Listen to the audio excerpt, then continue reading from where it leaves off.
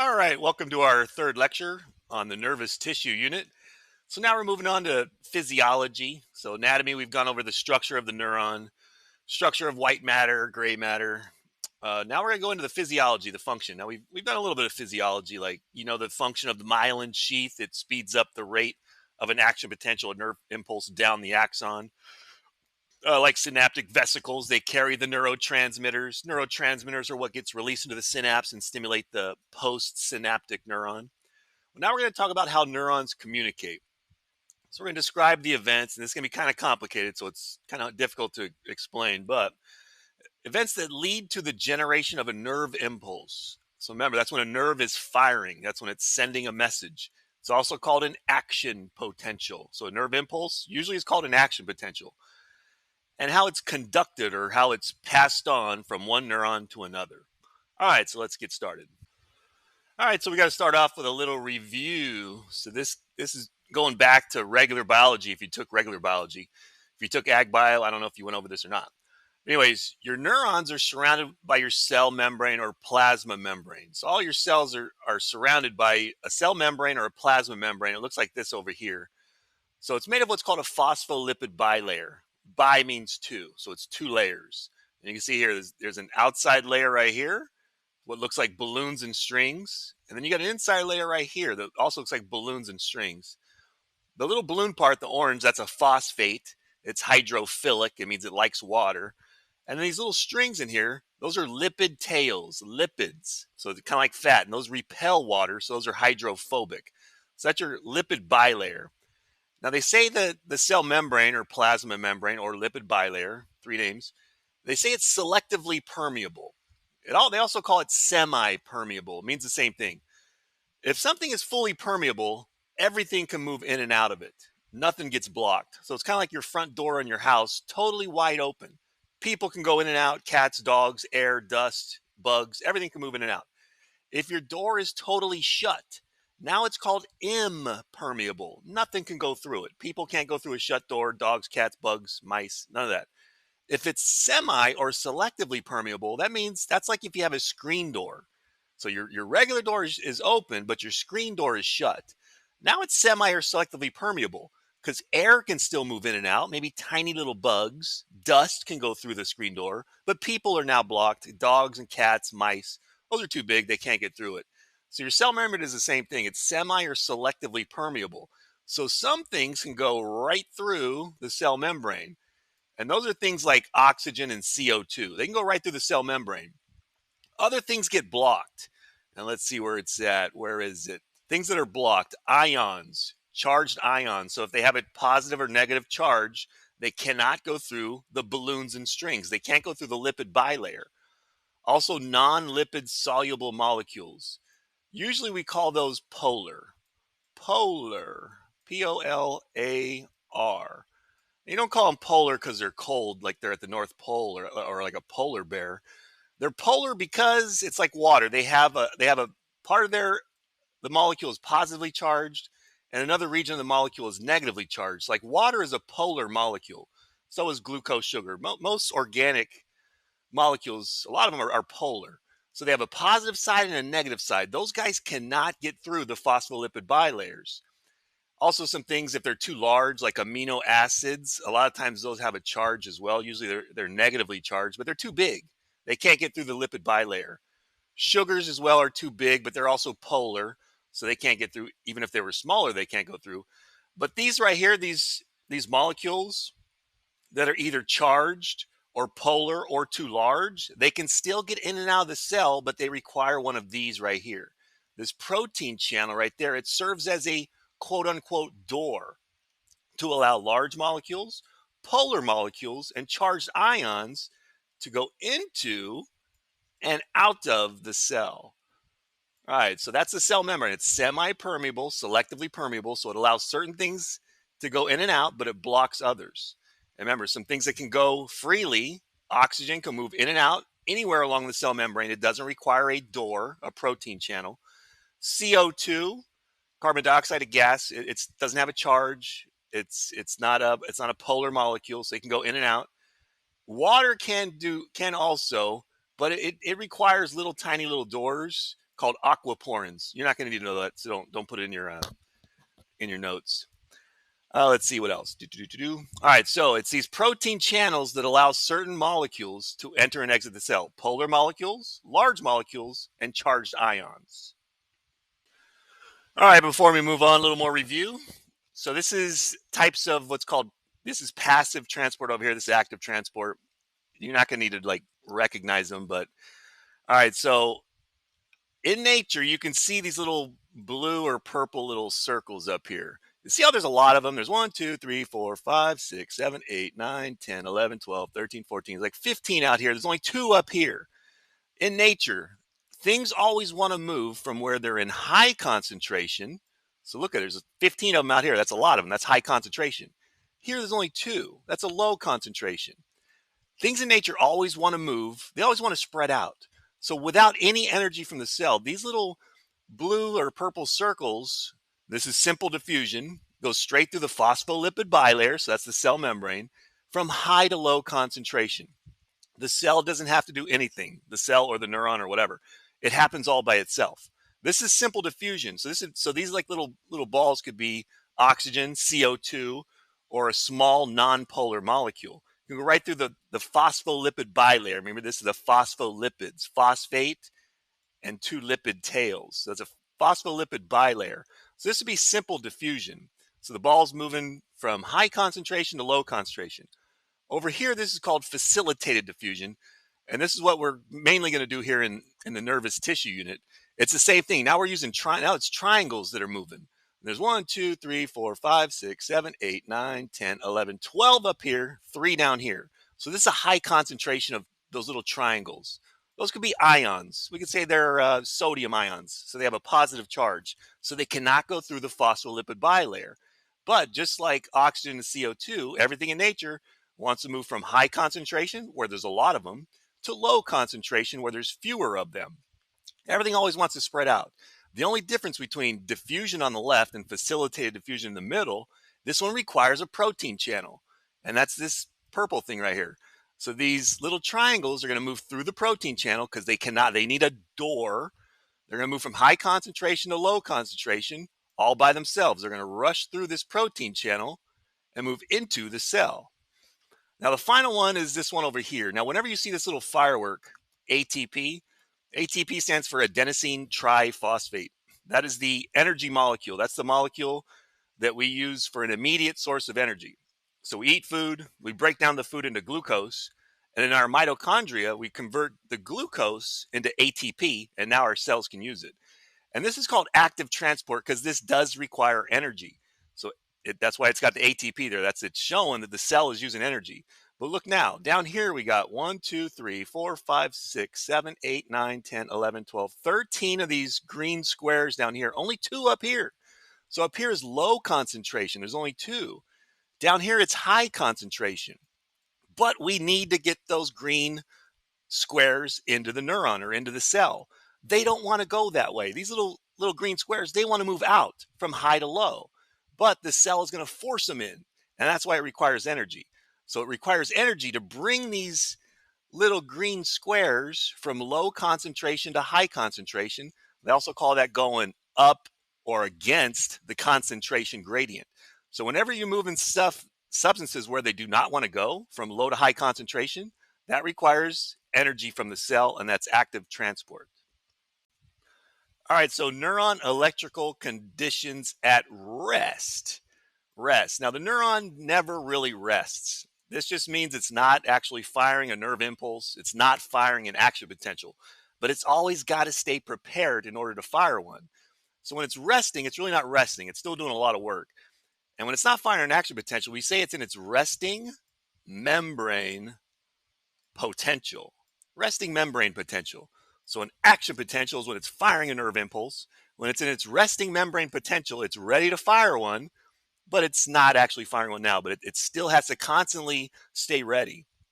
So neurons have 2 major functional properties. Number 1 is irritability. A lot of times that's also called excitability, which means it's able to respond to various stimuli. Could be neurotransmitters, could be temperature, could be pressure, could be vibration, could be pain.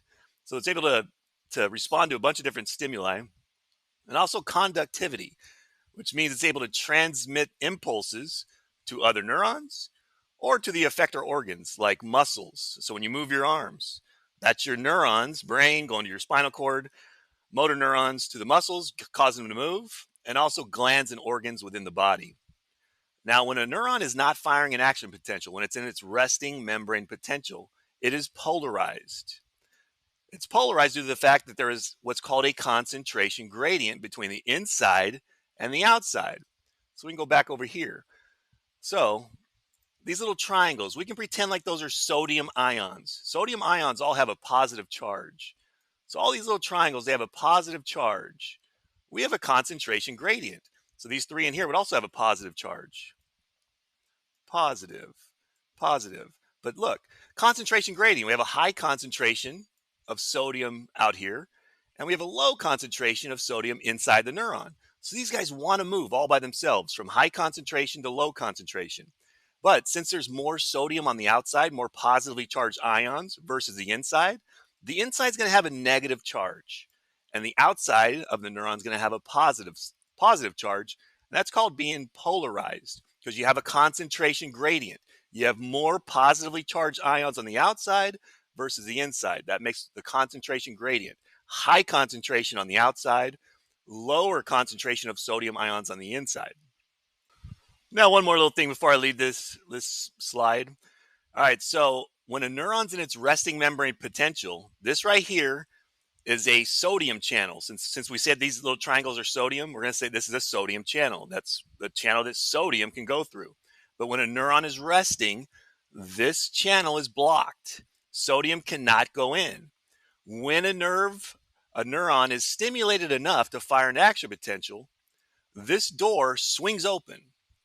And when it opens, these sodium ions are going to rush down from high to low concentration, down their concentration gradient from high to low into the neuron when it opens. And this is what an action potential is. It's the flow of these sodium ions into the neuron. So now that these positively charged ions are moving in, now this is going to turn positive on the inside and it's going to turn negative on the outside. With all these sodium flowing in, that's what an action potential is. The flow of these sodium ions through this sodium channel from high to low concentration, and that was due to the concentration gradient. All right, now this slide is going to be kind of hard to explain because there's a lot of words and not many pictures. You got this picture down here, and not the greatest. Anyways, this is the neuron's electrical conditions at rest. Now remember, neurons don't really rest. This just means when it's not firing a nerve impulse or an action potential. But it's very busy. It's working really hard to maintain what's called its resting membrane potential. All right, so the neuron at rest. Inside of the neuron has fewer positively charged ions compared to the outside. And it's going to maintain its resting membrane potential. You're going to want to write this number down of negative 70 millivolts. So the charge inside the neuron is negative 70 millivolts compared to the outside. So you can see down here, it's negative on the inside, positively charged on the outside. All right, so inside the neuron, there's high concentration of potassium or K plus ions. So inside here, we have a high concentration of potassium ions. So we have a concentration gradient because there's a lot of potassium on the inside, very few on the outside. So all by themselves, potassium wants to diffuse out of the neuron from high concentration to low concentration. Also within the neuron, there's large proteins, amino acids, and also organic phosphates, all which carry a negative charge. So that's what's helping to maintain the resting membrane potential of negative 70 millivolts, because there's a lot of proteins, amino acids, and organic phosphates that have a negative charge inside. Now outside of the neuron in the extracellular environment, it's high in sodium. So out here, there's a bunch of positively charged sodium ions, and there's very few positively charged sodium ions inside. So we have a concentration gradient again.